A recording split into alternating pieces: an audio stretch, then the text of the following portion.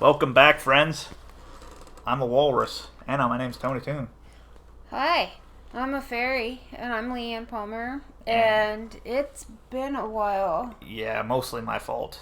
I had the videos recorded, and then because I got this computer from Aaron's, I got the idea. Well, I don't like the Aaron's profile, so I'll just format the computer, and and I got a bunch of stuff I had been working on off of it, but I just forgot about the videos. And then there was my fault. Yeah, The next week when I was having issues and just couldn't people. I understand that. Peopling is hard. It is. They don't, you just you do your own You thing. stay over it. Yeah. I'm not people and you stay over it. But speaking of ostracization from society, Right. 2 mass shootings, and I think they said 12 hours. 13. So yeah, within a day. Let's just say that. Yeah, it was 13 hours, 2 mass shootings in 2 separate states that caused the death of 29 people total. Oh man. And even more injured. Yeah, we have the one. I mean, there's a lot to unpack here. Oh my god. And it's still an ongoing investigation, still a developing story Yeah. or stories. And there are still reactions coming out all over Facebook. Yeah, most of them are dumb. But let's go through it. So there's the shooting in El Paso. Yes. That Which- one does seem to be motivated by white supremacists. And they are classifying it as an act of terrorism. Yes. Then there's the one in Daytona? Dayton. Daytona. Dayton, Ohio, not Daytona, Florida. Dayton, Ohio. This guy, we don't know if it was politically motivated, but this guy was at least sympathetic to Antifa. That's been pretty much proven. We really don't know if that was politically motivated because he ended up killing his own sister. Yes. So, I mean, that could have been she just happened to be there at the time, or maybe he was going after her. Not going to speculate on that type of stuff. But that's what we know. He was a Antifa socialist sympathizer, and he did the shooting in Dayton. I keep on wanting to say Daytona. Sorry, Dayton. They do have a manifesto of sorts that they found. Yeah, for the El Paso. For the Dayton. Oh, they did find one for the Dayton For too? Dayton. El Paso, they actually took the guy alive without incident, and he's talking with and cooperating with police officers, which is how they know what they know. Yeah. Okay, so I thought there was a manifesto for Dayton. I mean, El Paso. El Paso. I might have them Mixed up. mixed. Well, no, because I know that the El Paso. The guy El Paso guy was captured. was Ah, taken. shoot. Hold on a second. So back onto the seriousness. Yes. They captured the guy in El Paso. Yes, They killed the guy in Dayton. Dayton. Why don't you just go with Ohio? Yeah, there we go.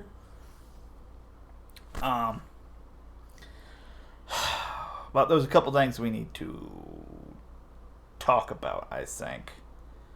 How heartbreaking the 2 incidents were? There's that. And they are heartbreaking. Did you know that the youngest victim in Texas was 2? Oh, jeez. No, I didn't know that. Yeah. Well, I mean, seriously heartbreaking. no, I knew that there was a couple teens, and I didn't know there was anyone really young. Yeah. Oh boy, that's ridiculous. There's that. There's obviously, it's a very sad story. But then we gotta talk about what's going on. Well, and the fallout. Yeah, and the fallout. So there's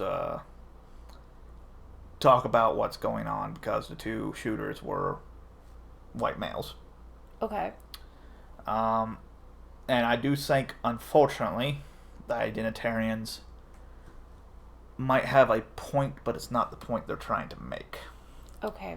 So what is the point they're trying to make? Well, it's, for the most part, it's whiteness is evil, and all that stereotypical stuff. But that's not what's... I have an issue with this. Yes. Well, for one thing, this goes into social ostracization. You have people... Okay, let me... A couple days ago, before this shooting happened, Okay. I read a report online. Suicides among men, well, they're up all around, Right. but among men have nearly quadrupled since the start of the millennium. Yes. Now, what that tells me is that a lot of young men don't have purpose. They're not getting married. They can't find girlfriends. No one talk about me real quick. I wasn't gonna say anything. I really wasn't. No, I was making fun of myself mostly there. Yes, they're being kicked out of society. You couple that all with what's going on in the media, this simply put, anti-white and then also anti-male propaganda. Okay. The idea that masculinity is toxic, and that's it. And it can be toxic, but what these kids need is, I hate to say it, but they kind of need discipline. They need someone to look up to for the most part. That's what I think. I don't think it's video games. I don't think it's movies. I don't think it's music. I think actually attacking those things, attacking our freedom, and whether through gun control or calls for censorship, both online or just in video games or anything else, you're undermining the core principle of American society. And when you undermine that, you weaken American society, which leads to more ostracization. Further weakens the society, and more of this stuff starts to happen. I think it's kind of a snowball effect. A snowball effect. Okay.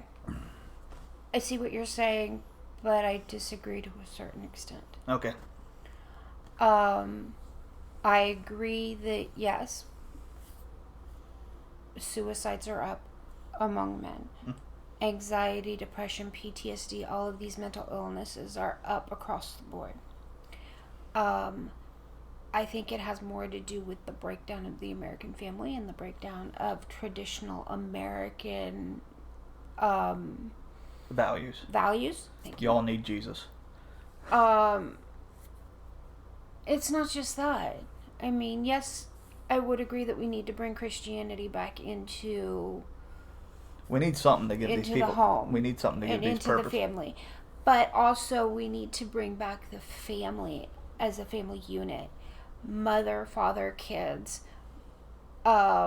traditional family values. Dad goes to work, has a purpose in supporting his family. Mom stays home, has a purpose in raising her kids. The feminists are reading. I know they are. But believe it or not, I count myself as a feminist. Not third wave modern feminist, but I think in fighting for the right to go to work, I think in fighting for our freedoms and fighting for birth control and the right to make those reproductive choices, we gave up something, and we didn't realize the true extent of what it was that we gave up. And we're starting to see the fallout from that, because now boys have children in general are being raised in split family homes, Mm-hmm. multiple parents. You've Mm-hmm. got mom and dad in separate homes with new partners. You don't really fit with either family.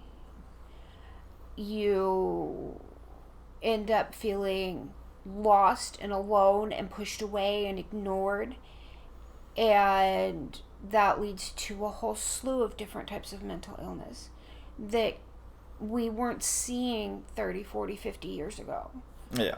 because we had these traditional family units.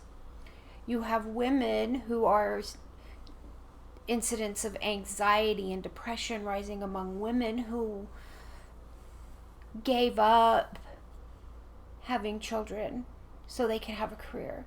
Yeah. And then they don't feel like they have a sense of purpose because biologically, we have as a race a need to reproduce. And in America, women gave up, there's this whole 2 generations of women that gave up having kids to have careers. Yeah. And I think that leads to a lot of what we're seeing, more so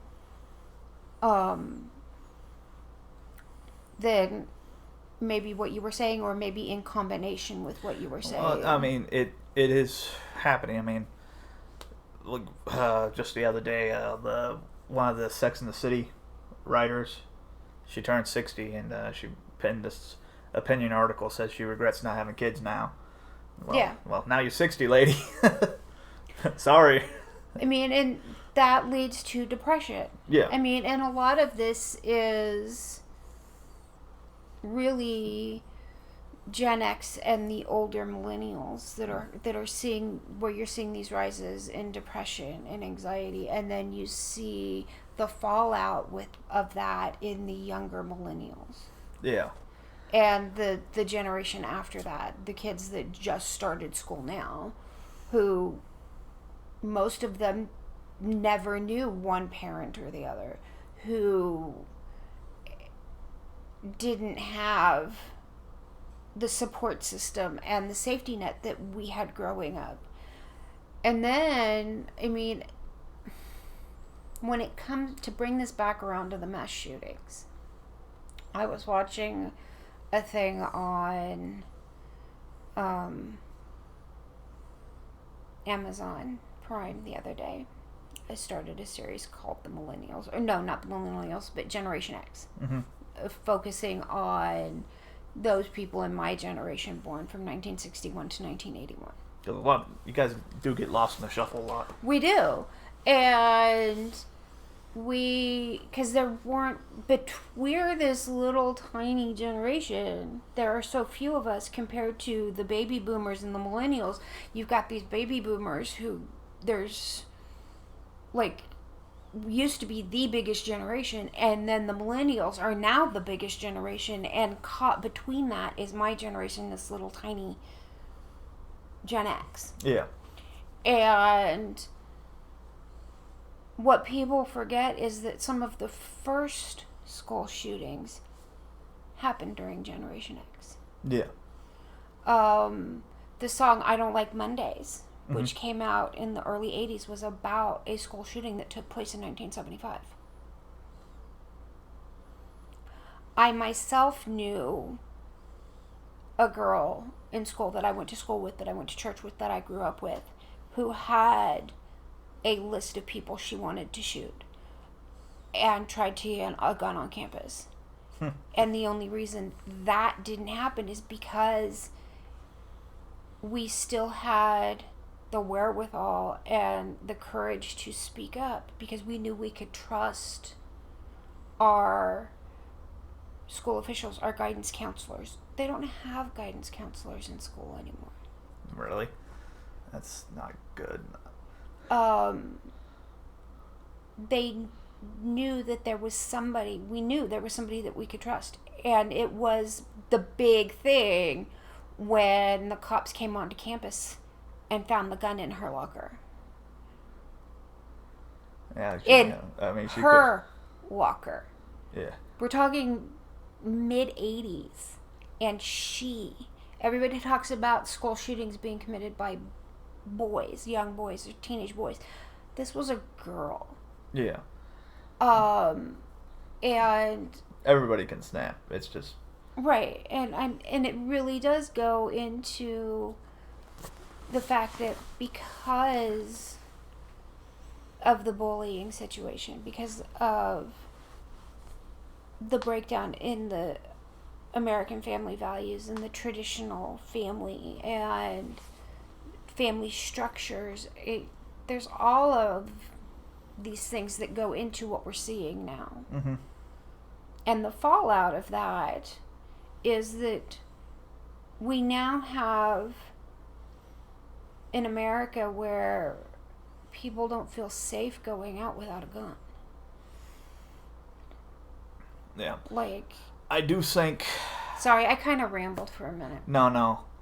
I think the gun issue now. I was listening to a stream last night. I kind of had to agree. They kind of came to the conclusion it's the gun issue itself is a red herring. Because in El Paso there were tons of people that were armed that couldn't stop the shooting. I don't know about Ohio. I'm not talking about it being a gun issue. I'm talking about it being the Wild West. Yeah, that's what I'm saying. This is obviously a cultural issue. And like I was saying, I don't think gun control is the answer at all. Before someone's typing, I've lived through a mass shooting, so puck off. I still don't think gun control is the issue. Gun control is not the issue. And again, this is coming from somebody who knew a person that was ready to pull off one of these school shootings in the 80s that didn't happen because somebody spoke up to a guidance counselor. Yeah. We don't surrender our freedoms because bad things happen. We made those mistakes after 9/11. We're still kind of paying for that. Oh, we are actually still paying for that. We're paying for it hard, but that's a separate issue. Yeah. What I'm talking about when I talk about people not wanting, I go out and not feel safe. I actually was reading on my Facebook feed a friend of mine talking about how he has a legal permit to legally carry a gun and currently does not do that in public. Okay. He has seriously considered, after this past weekend, starting to carry his firearm in public because he doesn't want to be the one begging for his life. He doesn't want to be the one begging for his girlfriend's life or his family's life. He doesn't want to be the victim.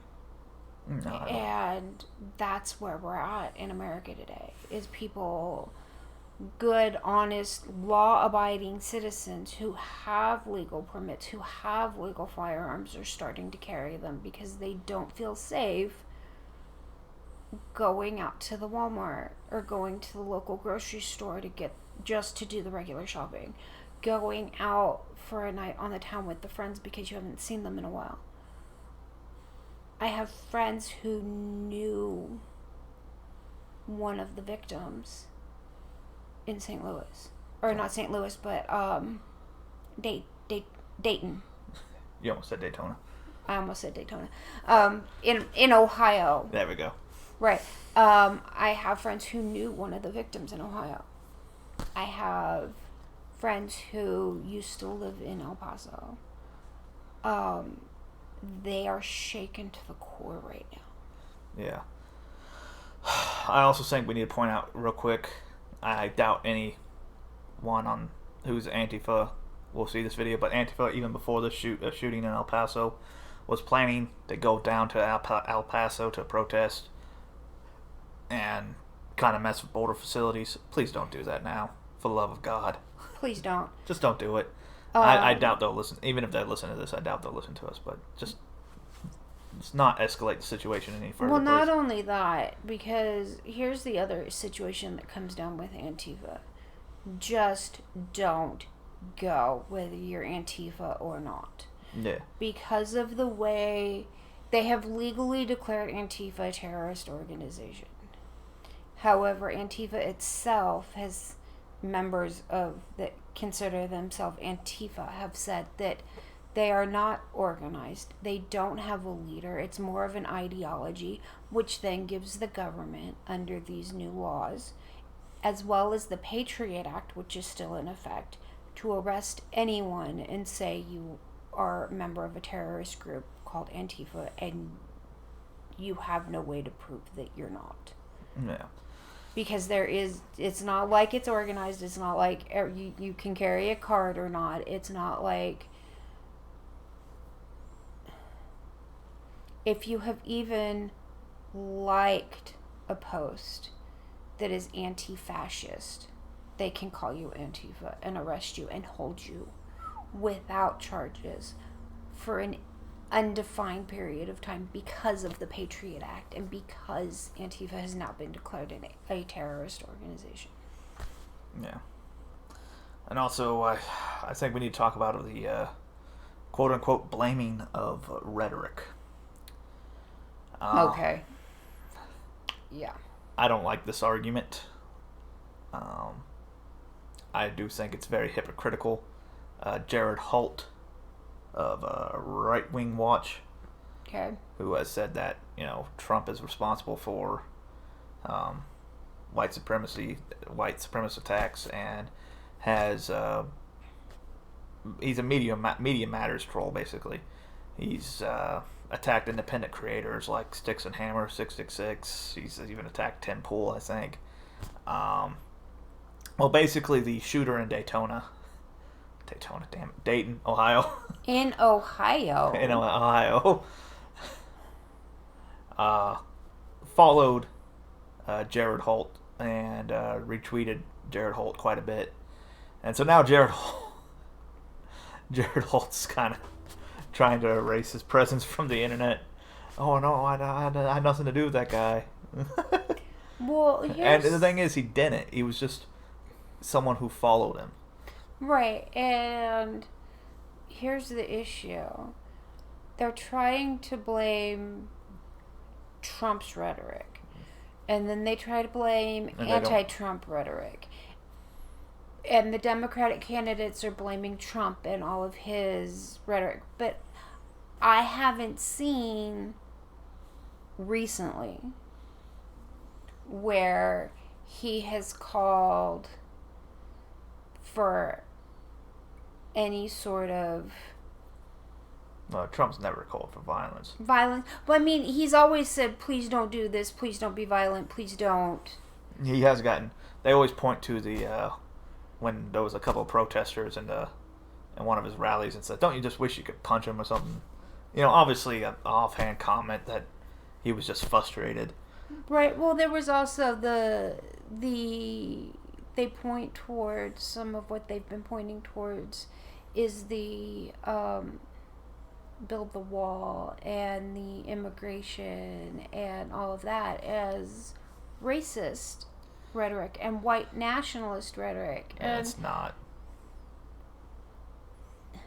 There's white supremacists who agree, but there are also those communists who agree with the welfare state. So if you agree with that, you're a communist. I mean, but there's also non-white that agree with build a wall and legal immigration. Yeah. Or stemming the tide of illegal immigration. It's a weak argument, but people are trying to make it. The idea is that we are polarized along so many different lines at this point that there's no telling who said what that caused whichever situation. Well, I mean, unless the person actually says, hey, I did it because so-and-so said this. Yeah. But apparently in El Paso, the guy who wrote the manifesto, he said that I felt this way long before Trump, because he wanted, right. He knew people were going to blame the president, but he was like, I felt this way long before Trump. Trump has nothing to do with it. I haven't read his manifesto, but I did read some parts of the Christchurch manifesto. Okay. I imagine it's very similar rhetoric.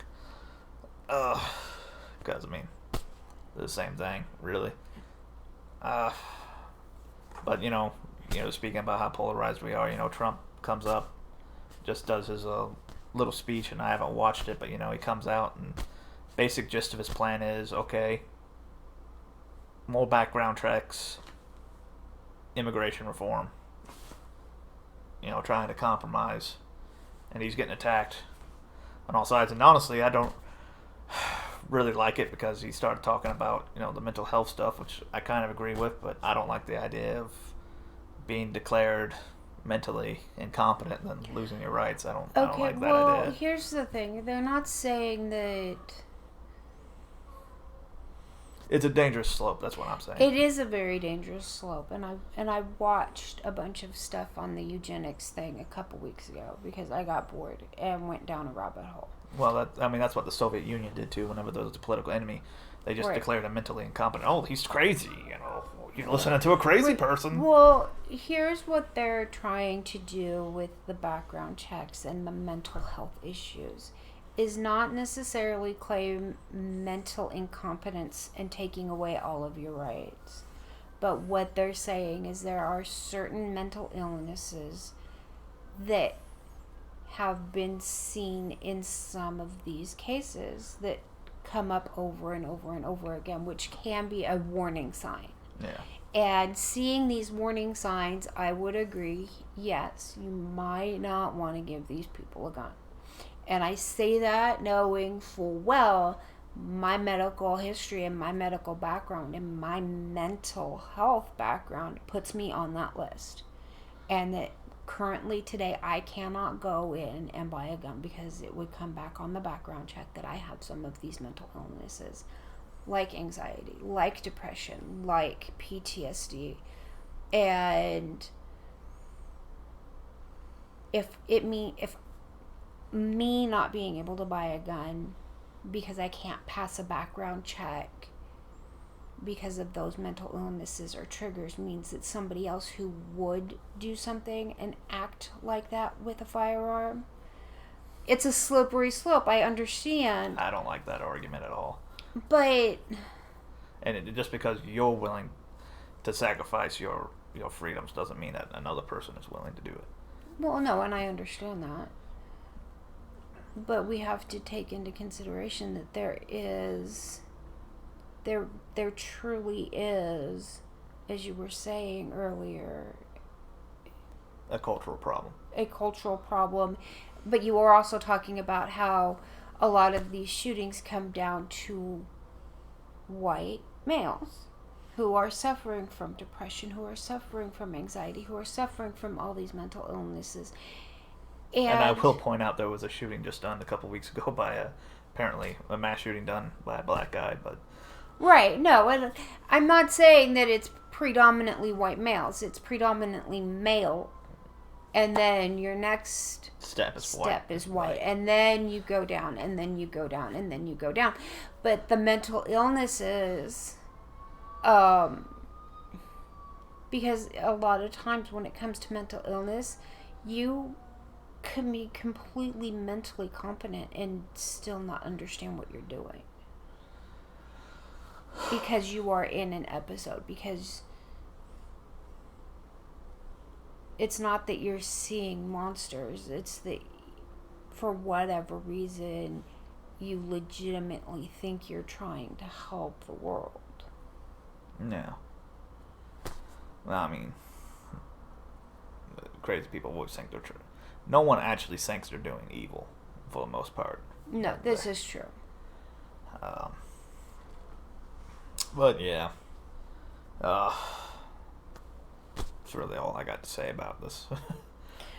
Yeah, I think I've pretty much.